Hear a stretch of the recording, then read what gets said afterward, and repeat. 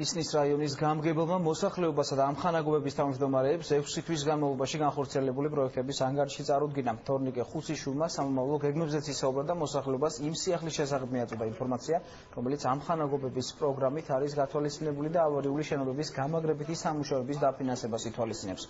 ისნის გამგებელი სოციალურ და ინფრასტრუქტურულ პროექტებსაც შეეხო.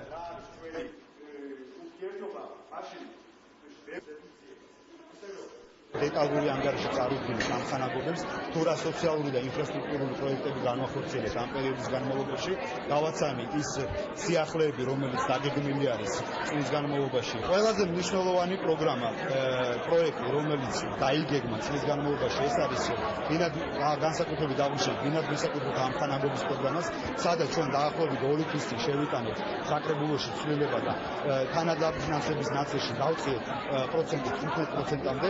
ამას გარდა ჩვენ დამატებით შემოვიდგეთ წესი, რომ სოციალურად დაუცველ ოჯახებს, სადაც გვაქვს ავარიულობის პრობლემა კორპუსების, სოციალურად დაუცველ ოჯახებს მოუხსენთ თანადაფინანსების საკითხი და მათ თანხებს ჩვენ გადავსდით.